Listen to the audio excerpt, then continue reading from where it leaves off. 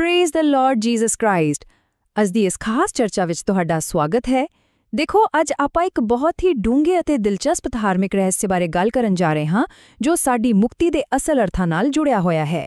ਕੀ ਮੁਕਤੀ ਸਿਰਫ ਇੱਕ ਕਾਨੂੰਨੀ ਲੈਣ-ਦੇਣ ਹੈ ਜਾਂ ਕਿ ਇਹ ਇੱਕ ਡੂੰਘੇ ਰਿਸ਼ਤੇ ਦੀ ਸ਼ੁਰੂਆਤ ਹੈ?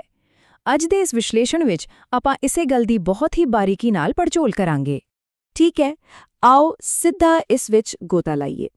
ਅੱਜ ਆਪਾਂ ਝੂਠੇ ਸੁਸਮਾਚਾਰਾਂ ਦੇ ਖਤਰੇ, ਸੰਦੇਸ਼ ਨੂੰ ਪਰਖਣ ਦੇ ਤਰੀਕੇ, ਸਲੀਬ ਬਾਰੇ ਦੋ ਵੱਖ-ਵੱਖ ਵਿਚਾਰਾਂ, ਬਦਲਣ ਦੀ ਖਾਮੀ, ਸਾਡੇ ਲਈ ਮਰਨ ਦਾ ਅਸਲ ਮਤਲਬ ਅਤੇ ਅਖੀਰ ਵਿੱਚ ਉਸ ਸਭ ਤੋਂ ਵੱਡੇ ਕਨੈਕਸ਼ਨ ਬਾਰੇ ਗੱਲ ਕਰਾਂਗੇ। ਤਾਂ ਫਿਰ ਸ਼ੁਰੂ ਕਰਦੇ ਹਾਂ ਪਹਿਲੇ ਹਿੱਸੇ ਤੋਂ, ਝੂਠੇ ਸੁਸਮਾਚਾਰਾਂ ਦਾ ਖਤਰਾ। ਇਹ ਸਰੋਤ ਇੱਕ ਬਹੁਤ ਹੀ ਗੰਭੀਰ ਸਮੱਸਿਆ ਵੱਲ ਇਸ਼ਾਰਾ ਕਰਦਾ ਹੈ। ਇਨਸਾਨਾਂ ਵੱਲੋਂ ਬਣਾਈਆਂ ਗਈਆਂ ਸਿੱਖਿਆਵਾਂ ਕਿੰਨੀ ਤੇਜ਼ੀ ਨਾਲ ਫੈਲਦੀਆਂ ਹਨ, ਹੈ ਨਾ?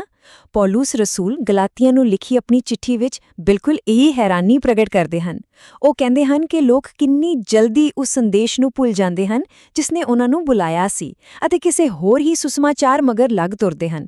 ਇਹ ਸੱਚਮੁੱਚ ਦਿਖਾਉਂਦਾ ਹੈ ਕਿ ਇਨਸਾਨੀ ਸਿਆਣਪ ਵਾਲੀਆਂ ਗੱਲਾਂ ਕਿੰਨੀ ਜਲਦੀ ਸਾਨੂੰ ਭਟਕਾ ਸਕਦੀਆਂ ਹਨ। ਅਤੇ ਇੱਥੇ ਹੀ ਪ੍ਰਵਚਨ ਇੱਕ ਬਹੁਤ ਜ਼ਰੂਰੀ ਫਰਕ ਸਮਝਾਉਂਦਾ ਹੈ। ਦੇਖੋ, ਇੱਕ ਪਾਸੇ ਤਾਂ ਹੈ ਸੱਚਾ ਅਧਿਆਤਮਿਕ ਸੰਦੇਸ਼ ਜੋ ਸਿੱਧਾ ਪਰਮੇਸ਼ਵਰ ਵੱਲੋਂ ਪ੍ਰਕਾਸ਼ਨ ਰਾਹੀਂ ਆਉਂਦਾ ਹੈ, ਅਤੇ ਦੂਜੇ ਪਾਸੇ ਹਨ ਸਾਡੇ ਦੁਨਿਆਵੀ ਫਲਸਫੇ ਤੇ ਰਿਵਾਇਤਾਂ, ਜਿਵੇਂ ਕਿ ਸਰੋਤ ਵਿੱਚ ਬਹੁਤ ਵਧੀਆ ਤਰੀਕੇ ਨਾਲ ਕਿਹਾ ਗਿਆ ਹੈ ਕਿ ਇਹਨਾਂ ਵਿੱਚ ਇਨਸਾਨੀਅਤ ਦੀ ਬੋ ਆਉਂਦੀ ਹੈ। ਦੈਵੀ ਪ੍ਰਕਾਸ਼ਨ ਅਤੇ ਇਨਸਾਨੀ ਸਿਆਣਪ ਵਿਚਕਾਰਲਾ ਇਹ ਅੰਤਰ ਸੱਚਮੁੱਚ ਬਿਲਕੁਲ ਸਪਸ਼ਟ ਹੈ। ਇਸ ਤੋਂ ਬਾਅਦ ਸਾਡਾ ਦੂਜਾ ਅਹਿਮ ਪੁਆਇੰਟ ਆਉਂਦਾ ਹੈ, ਸੰਦੇਸ਼ ਦੀ ਪਰਖ ਕਰਨਾ। ਹੁਣ ਤੁਸੀਂ ਸ਼ਾਇਦ ਸੋਚ ਰਹੇ ਹੋਵੋਗੇ ਕਿ ਕੋਈ ਇਹ ਕਿਵੇਂ ਪਰਖ ਸਕਦਾ ਹੈ ਕਿ ਜੋ ਸੰਦੇਸ਼ ਉਹ ਸੁਣ ਰਿਹਾ ਹੈ ਉਹ ਅਸਲ ਵਿੱਚ ਸੱਚਾ ਹੈ ਜਾਂ ਸਿਰਫ ਇੱਕ ਇਨਸਾਨੀ ਕਾਢ? ਬਹੁਤ ਵਧੀਆ ਸਵਾਲ ਹੈ। ਸਰੋਤ ਦੇ ਅਨੁਸਾਰ ਇੱਕ ਸੱਚੇ ਸੁਸਮਾਚਾਰ ਦੇ ਕੁਝ ਖਾਸ ਨਤੀਜੇ ਜਾਂ ਕਹਿ ਲਓ ਫਲ ਹੋਣੇ ਚਾਹੀਦੇ ਹਨ। ਕੀ ਇਹ ਮੁਕਤੀ ਲਿਆਉਂਦਾ ਹੈ? ਕੀ ਇਹ ਮਨ ਨੂੰ ਸ਼ਾਂਤੀ ਦਿੰਦਾ ਹੈ? ਕੀ ਇਹ ਪਵਿੱਤਰ ਆਤਮਾ ਪ੍ਰਦਾਨ ਕਰਦਾ ਹੈ? ਅਤੇ ਕੀ ਇਹ ਰੂਹ ਨੂੰ ਪਰਮੇਸ਼ਵਰ ਨਾਲ ਜੋੜਦਾ ਹੈ? ਜੇਕਰ ਕਿਸੇ ਸੁਣੇ ਗਏ ਸੰਦੇਸ਼ ਵਿੱਚ ਇਹਨਾਂ ਵਿੱਚੋਂ ਕੋਈ ਵੀ ਸਰਗਰਮ ਨਤੀਜਾ ਨਹੀਂ ਹੈ, ਤਾਂ ਸਮਝ ਲਓ ਕਿ ਉਹ ਸੰਦੇਸ਼ ਅੰਦਰੋਂ ਪੂਰੀ ਤਰ੍ਹਾਂ ਖੋਖਲਾ ਹੈ।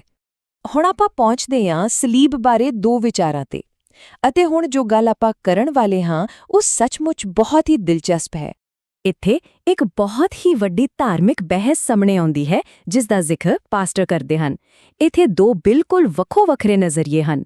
ਪਹਿਲਾ ਨਜ਼ਰੀਆ, ਜਿਸ ਨੂੰ ਇੱਥੇ ਝੂਠਾ ਸੁਸਮਾਚਾਰ ਕਿਹਾ ਹੈ, ਇਹ ਮੰਨਦਾ ਹੈ ਕਿ ਯਿਸੂ ਸਾਡੀ ਜਗ੍ਹਾ ਤੇ ਜਾਂ ਸਾਡੇ ਬਦਲੇ ਮਰਿਆ, ਮਤਲਬ ਕਿ ਉਸਨੇ ਬਸ ਸਾਡੀ ਸਜ਼ਾ ਆਪਣੇ ਸਿਰ ਲੈ ਲਈ। ਪਰ ਦੂਜਾ ਅਤੇ ਸੱਚਾ ਨਜ਼ਰੀਆ ਇਹ ਹੈ ਕਿ ਯਿਸੂ ਸਾਡੇ ਲਈ ਮਰਿਆ। ਇਹ ਸ਼ਬਦ ਸੁਣਨ ਵਿੱਚ ਭਾਵੇਂ ਮਿਲਦੇ-ਜੁਲਦੇ ਲੱਗਦੇ ਹੋਣ, ਪਰ ਇਹ ਸਾਡੇ ਲਈ ਵਾਲਾ ਨਜ਼ਰੀਆ ਇੱਕ ਬਹੁਤ ਹੀ ਡੂੰਘੇ ਰਿਸ਼ਤੇ ਅਤੇ ਸਾਂਝ ਨੂੰ ਦਰਸਾਉਂਦਾ ਹੈ। ਇਹ ਫਰਕ ਵਾਕਈ ਕਮਾਲ ਦਾ ਹੈ। ਇਸ ਬਦਲੇ ਵਾਲੇ ਨਜ਼ਰੀਏ ਨੂੰ ਥੋੜਾ ਹੋਰ ਸਾਫ਼ ਕਰਨ ਲਈ ਸਰੋਤ ਵਿੱਚ ਦੋ ਭਰਾਵਾਂ ਦੀ ਜੇਲ੍ਹ ਵਾਲੀ ਇੱਕ ਜ਼ਬਰਦਸਤ ਉਦਾਹਰਨ ਦਿੱਤੀ ਗਈ ਹੈ। ਜ਼ਰਾ ਸੋਚੋ, ਇੱਕ ਛੋਟਾ ਭਰਾ ਕੋਈ ਕਤਲ ਕਰ ਦਿੰਦਾ ਹੈ, ਪਰ ਉਸਦਾ ਵੱਡਾ ਭਰਾ ਉਸਦੇ ਕੱਪੜੇ ਪਾ ਕੇ ਪੁਲਿਸ ਅੱਗੇ ਆਤਮ ਸਮਰਪਣ ਕਰ ਦਿੰਦਾ ਹੈ। ਹੁਣ ਹੁੰਦਾ ਕੀ ਹੈ? ਉਹ ਗੁਨਾਹਗਾਰ ਛੋਟਾ ਭਰਾ ਆਰਾਮ ਨਾਲ ਬਾਹਰ ਘੁੰਮਦਾ ਹੈ, ਉਸਨੂੰ ਕੋਈ ਅਹਿਸਾਸ ਨਹੀਂ, ਕੋਈ ਦਰਦ ਨਹੀਂ। ਤਾਂ ਇੱਥੇ ਇੱਕ ਬਹੁਤ ਹੀ ਡੂੰਘਾ ਸਵਾਲ ਉੱਠਦਾ ਹੈ, ਕੀ ਮੁਕਤੀ ਵਾਕਈ ਸਿਰਫ ਸਜ਼ਾ ਤੋਂ ਬਚਣ ਦਾ ਨਾਮ ਹੈ? ਅਤੇ ਇਹੀ ਗੱਲ ਸਾਨੂੰ ਅਗਲੇ ਹਿੱਸੇ ਵੱਲ ਲੈ ਜਾਂਦੀ ਹੈ, ਬਦਲਣ ਦੀ ਇਸ ਥਿਊਰੀ ਵਿੱਚ ਕੀ ਖਾਮੀ ਹੈ। ਆਓ ਇਸ ਨੂੰ ਬਾਈਬਲ ਦੇ ਨਜ਼ਰੀਏ ਤੋਂ ਦੇਖੀਏ। ਜੇਕਰ ਆਪਾਂ ਹਿਜ਼ਕੀਏਲ ਅਧਿਆਇ 18 ਆਇਤ 20 ਵੱਲ ਨਜ਼ਰ ਮਾਰੀਏ ਤਾਂ ਉੱਥੇ ਬਹੁਤ ਸਪਸ਼ਟ ਲਿਖਿਆ ਹੈ, ਜਿਹੜੀ ਜਾਨ ਪਾਪ ਕਰਦੀ ਹੈ ਉਹੀ ਮਰੇਗੀ। ਇਸ ਦਾ ਸਿੱਧਾ ਜਿਹਾ ਮਤਲਬ ਇਹ ਹੈ ਕਿ ਪਰਮੇਸ਼ਵਰ ਦਾ ਨਿਆਂ ਇਸ ਗੱਲ ਦੀ ਇਜਾਜ਼ਤ ਬਿਲਕੁਲ ਨਹੀਂ ਦਿੰਦਾ ਕਿ ਕੋਈ ਪਿਤਾ ਬਿਨਾਂ ਕਿਸੇ ਡੂੰਘੇ ਅਧਿਆਤਮਿਕ ਕਨੈਕਸ਼ਨ ਦੇ ਬਸ ਐਵੇਂ ਹੀ ਆਪਣੇ ਪੁੱਤਰ ਦਾ ਗੁਨਾਹ ਆਪਣੇ ਸਿਰ ਲੈ ਲਵੇ। ਹਰ ਵਿਅਕਤੀ ਦੀ ਆਪਣੀ ਜਵਾਬਦੇਹੀ ਹੁੰਦੀ ਹੈ ਨਾ? ਤਾਂ ਫਿਰ ਇੱਥੇ ਸਮੱਸਿਆ ਕੀ ਹੈ? ਇਹ ਸਾਰਾ ਮਸਲਾ ਲੈਣ-ਦੇਣ ਵਾਲੀ ਖਾਮੀ ਅਤੇ ਰਿਸ਼ਤੇ ਦੀ ਲੋੜ ਦੇ ਵਿਚਕਾਰਲਾ ਫਰਕ ਹੈ। ਪਾਸਟਰ ਇਹ ਸਮਝਾਉਣ ਦੀ ਕੋਸ਼ਿਸ਼ ਕਰਦੇ ਹਨ ਕਿ ਜੇਕਰ ਮਸੀਹ ਸਿਰਫ ਇਨਸਾਨੀਅਤ ਦੀ ਜਗ੍ਹਾ ਤੇ ਜੇਲ੍ਹ ਗਿਆ ਹੁੰਦਾ ਤਾਂ ਵਿਸ਼ਵਾਸੀਆਂ ਦੇ ਅੰਦਰ ਕੋਈ ਅਸਲ ਅਧਿਆਤਮਿਕ ਤਬਦੀਲੀ ਆਉਣੀ ਨਹੀਂ ਸੀ। ਉਹਨਾਂ ਨੂੰ ਉਸ ਕੁਰਬਾਨੀ ਦਾ ਅਹਿਸਾਸ ਹੀ ਨਹੀਂ ਹੋਣਾ ਸੀ। ਅਸਲ ਤਬਦੀਲੀ ਲਈ ਦੁੱਖਾਂ ਵਿੱਚ ਸਾਂਝਾ ਹੋਣਾ ਅਤੇ ਇੱਕ ਜਿਉਂਦਾ ਜਾਗਦਾ ਰਿਸ਼ਤਾ ਕਾਇਮ ਹੋਣਾ ਬਿਲਕੁਲ ਜ਼ਰੂਰੀ ਹੈ। ਤਾਂ ਫਿਰ ਅਸਲ ਸੱਚਾਈ ਕੀ ਹੈ? ਆਓ ਪੰਜਵੇਂ ਹਿੱਸੇ ਵਿੱਚ ਦੇਖਦੇ ਹਾਂ, ਸਾਡੇ ਲਈ ਮਰਨਾ।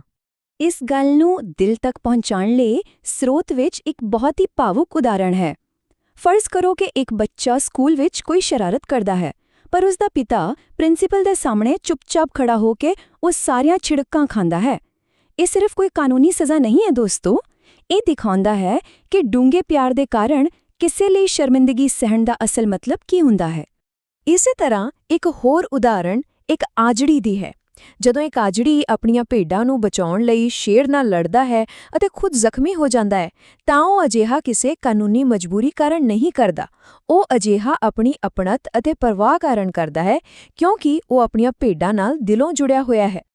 ਅਤੇ ਇਹ ਗੱਲ ਬਹੁਤ ਹੀ ਸ਼ਾਨਦਾਰ ਤਰੀਕੇ ਨਾਲ ਇੱਕ ਪੁਰਾਣੇ ਨੇਮ ਦੀ ਘਟਨਾ ਨੂੰ ਦਰਸਾਉਂਦੀ ਹੈ। ਤੁਹਾਨੂੰ ਯਾਦ ਹੋਵੇਗਾ, ਜਦੋਂ ਜ਼ਹਿਰੀਲੇ ਸੱਪਾਂ ਨੇ ਇਜ਼ਰਾਈਲੀਆਂ ਨੂੰ ਡੰਗਿਆ ਸੀ ਤਾਂ ਮੂਸਾ ਨੇ ਇੱਕ ਪਿੱਤਲ ਦਾ ਸੱਪ ਇੱਕ ਖੰਭੇ ਤੇ ਲਟਕਾ ਦਿੱਤਾ ਸੀ। ਉਸ ਵੇਲੇ ਕੌਣ ਠੀਕ ਹੋਇਆ? ਸਿਰਫ ਉਹੀ ਜਿਨ੍ਹਾਂ ਨੇ ਸਰਗਰਮ ਹੋ ਕੇ ਪੂਰੇ ਧਿਆਨ ਨਾਲ ਉਸ ਵੱਲ ਦੇਖਿਆ। ਇਹ ਸਾਨੂੰ ਬਿਲਕੁਲ ਸਾਫ਼ ਕਰ ਦਿੰਦਾ ਹੈ ਕਿ ਮੁਕਤੀ ਲਈ ਸਾਡੀ ਸਰਗਰਮ ਹਿੱਸੇਦਾਰੀ ਜ਼ਰੂਰੀ ਹੈ। ਆਪਾਂ ਸਿਰਫ ਇੱਕ ਪਾਸੇ ਬੈਠ ਕੇ ਤਮਾਸ਼ਾ ਨਹੀਂ ਦੇਖ ਸਕਦੇ। ਇਸੇ ਪਿੱਤਲ ਦੇ ਸੱਪ ਵਾਲੀ ਗੱਲ ਨੂੰ ਮਸੀਹ ਦੇ ਸ਼ਬਦਾਂ ਨਾਲ ਬੜੀ ਖੂਬਸੂਰਤੀ ਨਾਲ ਜੋੜਿਆ ਗਿਆ ਹੈ। ਯੂਹੰਨਾ 12:32 ਵਿੱਚ ਲਿਖਿਆ ਹੈ, ਅਤੇ ਮੈਂ ਜਦੋਂ ਧਰਤੀ ਤੋਂ ਉੱਪਰ ਉਠਾਇਆ ਜਾਵਾਂਗਾ ਤਾਂ ਸਭ ਲੋਕਾਂ ਨੂੰ ਆਪਣੇ ਵੱਲ ਖਿੱਚਾਂਗਾ। ਇਸ ਦਾ ਮਤਲਬ ਬਿਲਕੁਲ ਸਾਫ਼ ਹੈ।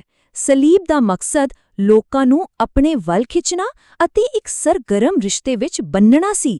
ਇਹ ਕੋਈ ਦੂਰ ਬੈਠ ਕੇ ਕੀਤਾ ਗਿਆ ਕਾਨੂੰਨੀ ਕਾਗਜ਼ੀ ਕੰਮ ਨਹੀਂ ਸੀ।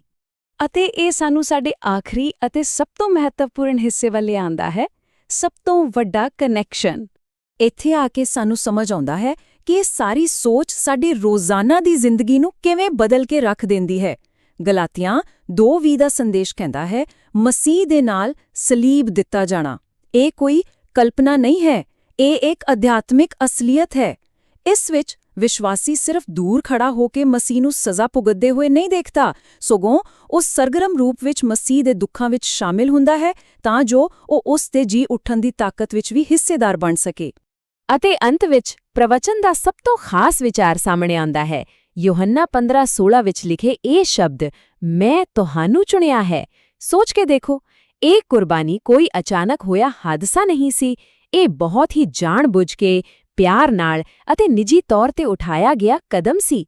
ਪਰਮੇਸ਼ਵਰ ਨੇ ਸਰਗਰਮ ਹੋ ਕੇ ਆਪਣੇ ਲੋਕਾਂ ਨੂੰ ਚੁਣਿਆ ਤਾਂ ਜੋ ਉਨ੍ਹਾਂ ਨੂੰ ਵਾਪਸ ਆਪਣੇ ਪਰਿਵਾਰ ਦਾ ਹਿੱਸਾ ਬਣਾਇਆ ਜਾ ਸਕੇ। ਤਾਂ ਫਿਰ ਜਾਂਦੇ-ਜਾਂਦੇ ਤੁਹਾਡੇ ਲਈ ਇੱਕ ਬਹੁਤ ਹੀ ਡੂੰਘਾ ਸਵਾਲ ਛੱਡ ਕੇ ਜਾ ਰਿਹਾ ਹਾਂ। ਜੇਕਰ ਆਪਾਂ ਸਲੀਬ ਨੂੰ ਸਿਰਫ ਸਜ਼ਾ ਤੋਂ ਬਚਣ ਦੇ ਇੱਕ ਤਰੀਕੇ ਦੀ ਬਜਾਏ ਇੱਕ ਬਹੁਤ ਹੀ ਡੂੰਘੇ ਅਤੇ ਪਿਆਰੇ ਰਿਸ਼ਤੇ ਦੇ ਸੱਦੇ ਵਜੋਂ ਦੇਖਣਾ ਸ਼ੁਰੂ ਕਰ ਦਈਏ, ਤਾਂ ਇਹ ਸਾਡੇ ਅਧਿਆਤਮਿਕ ਸਫ਼ਰ ਨੂੰ ਕਿਵੇਂ ਬਦਲ ਕੇ ਰੱਖ ਦੇਵੇਗਾ। ਵਾਕਈ ਜਦੋਂ ਆਪਾਂ ਇਸ ਨਜ਼ਰੀਏ ਨਾਲ ਦੇਖਦੇ ਹਾਂ ਤਾਂ ਸਾਡੀ ਨਿੱਛਾ ਦਾ ਪੂਰਾ ਅਰਥ ਹੀ ਬਦਲ ਜਾਂਦਾ ਹੈ। ਇਹ ਸੱਚਮੁੱਚ ਵਿਚਾਰ ਕਰਨ ਵਾਲੀ ਗੱਲ ਹੈ।